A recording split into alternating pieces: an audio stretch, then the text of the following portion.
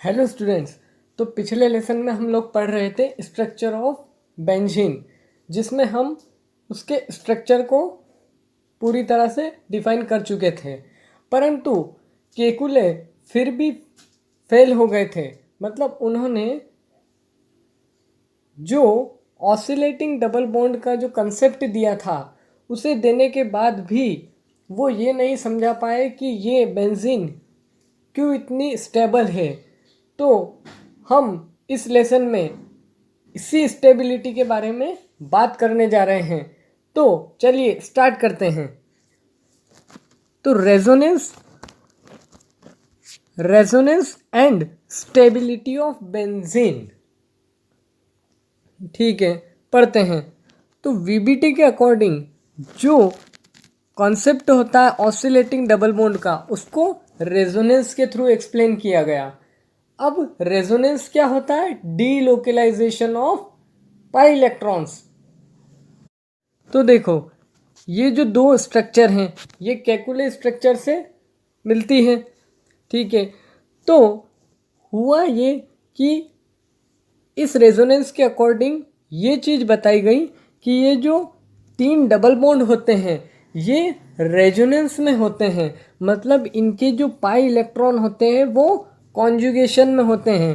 तो देखिए, ये अगर डबल बॉन्ड के पाई इलेक्ट्रॉन ये यहाँ पे शिफ्ट हो जाए, ये अगर यहाँ पे शिफ्ट हो जाए, ये अगर यहाँ पर शिफ्ट हो जाए, तो कुछ हमको ये स्ट्रक्चर मिलेगा, ठीक है। तो इसमें ये बताया गया कि ये जो पाई इलेक्ट्रॉन है 6 पाई इलेक्ट्रॉन, तो देखिए यहाँ पे एक डबल बॉन्ड, दो डबल बॉन्ड, तीन डबल बॉन्ड, एक डबल बॉन्ड के अंदर 2 पाई इलेक्ट्रॉन होते हैं। टोटल कितने हो गए यहाँ पे? 6 पाई इलेक्ट्रॉन। तो ये 6 पाई इलेक्ट्रॉन यहाँ 6 जो इसमें कार्बन है उन पर डीलोकेलाइज हो सकते हैं, ठीक है। तो ये जो डीलोकेलाइजेशन शो किया गया इसको सर्कल से रिप्रेजेंट किया, और ये जो इसकी स्ट्रक्चर है, ये सर्कल जो हम बेंजीन के इनसाइड में हम सर्कल ड्रॉ करते हैं, ये सर्कल क्या रिप्रेजेंट करता है कि 6 इलेक्ट्रॉन जो हैं वो 6 कार्बन एटम के ऊपर डीलोकेलाइज हो रहे हैं। क्लियर होता है? ठीक है। तो ये दोनों स्ट्रक्चर क्या हो गए बेंजीन के?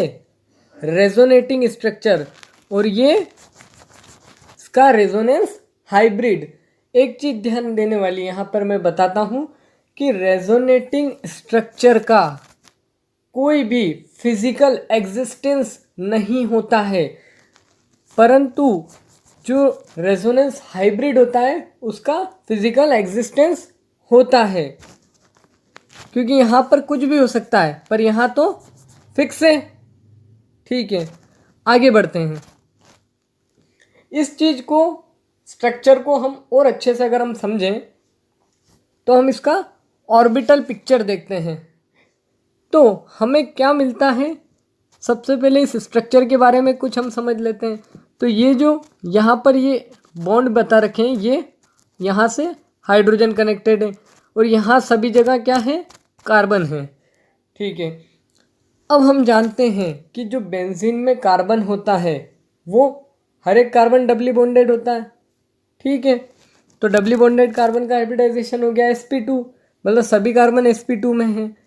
और sp2 का मतलब यहाँ पे 2 p ऑर्बिटल है और एक s ऑर्बिटल, मतलब टोटल ऑर्बिटल कितने हो गए? 3। और हम ये जानते हैं कि जब 3 ऑर्बिटल, या ऐसा कहें कि जितने नंबर ऑफ ऑर्बिटल्स हाइब्रिडाइजेशन में टेक पार्ट करते हैं या पार्टिसिपेट करते हैं उतने ही नंबर के हाइब्रिड ऑर्बिटल बनते हैं। तो यहाँ कितने बन जाएंगे hybrid orbital? 3 sp2 hybridised orbital बन जाएंगे।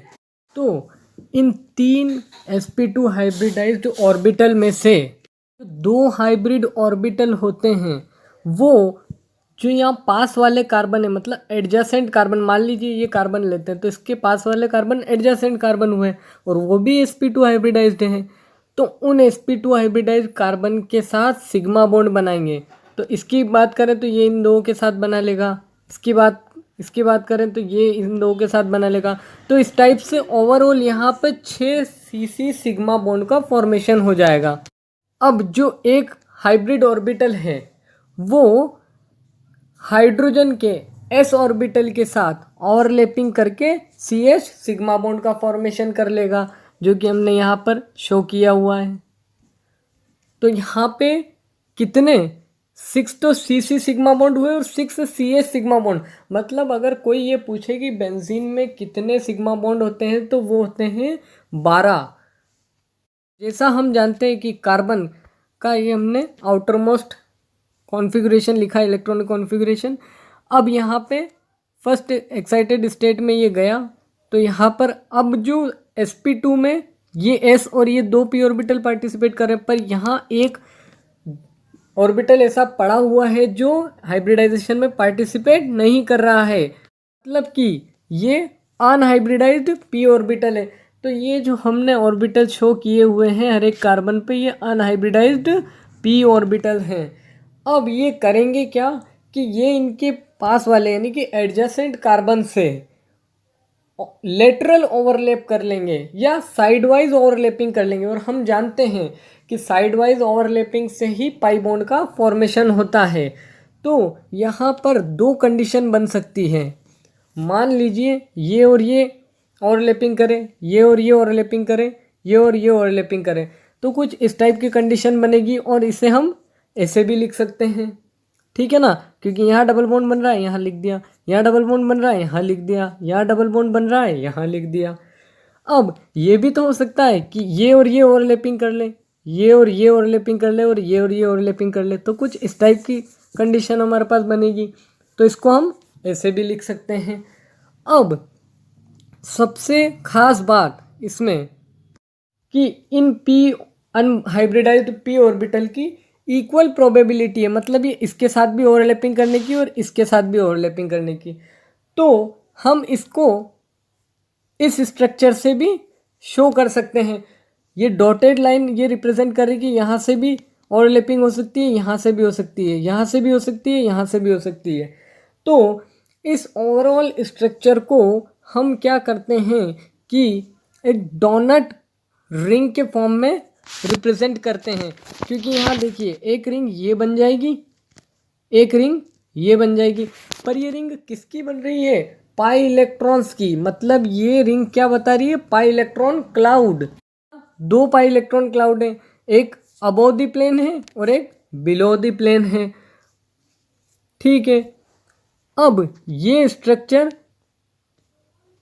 जो देखें हम, तो बेंजीन में जो carbon carbon bond length X-ray diffraction method के थ्रू स्टडी करें तो वो आती है 133 पिकोमीटर, जबकि कार्बन कार्बन सिंगल बॉन्ड में ये आती है 154 picometre, carbon carbon double bond में ये आती है 133 पिकोमीटर।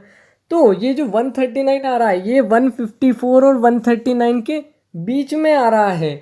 मतलब ये कंफर्म होता है कि यहाँ पर प्योर डबल बॉन्ड नहीं है, मतलब यहाँ पर पार्शियल डबल बॉन्ड कैरेक्टर है। पार्शियल डबल बॉन्ड कैरेक्टर है, इसका मतलब ये हुआ कि ये जो 6 पाई इलेक्ट्रॉन हैं ये डीलोकलाइज्ड हो रहे हैं सभी 6 कार्बन के ऊपर। तो ये ही डीलोकलाइजेशन ऑफ पाई इलेक्ट्रॉन ये शो करता है कि बेंजीन स्टेबल है। मतलब delocalisation of pi electron confirms the stability of benzene, ठीक है। तो हम ये अब समझ चुके हैं पूरी तरह से कि बेंजीन क्यों स्टेबल होता है, और इसी स्टेबिलिटी की वजह से ये बेंजीन एडिशन रिएक्शन में ना जाते हुए सब्स्टिट्यूशन रिएक्शन को प्रेफर करता है, ठीक है। यहाँ एडिशन वर्ड क्यों यूज़ किया? क्योंकि यहाँ पर 3 डबल बॉन्ड हैं, तो अनसेचुरेशन की वजह से इसको जाना एडिशन में चाहिए, पर ये जा किस में रहा है? सब्स्टिट्यूशन में जा रहा है। इसका मतलब ये स्टेबल है, और स्टेबल क्यों है इसकी वजह हम जान ही चुके हैं, due to delocalisation of pi electrons. तो अब हम नेक्स्ट लेसन में मिलेंगे जहां हम पढ़ेंगे एरोमेटिसिटी, जो कि काफ़ी इम्पोर्टेंट प्रॉपर्टी होती है एरोमेटिक हाइड्रोकार्बन की।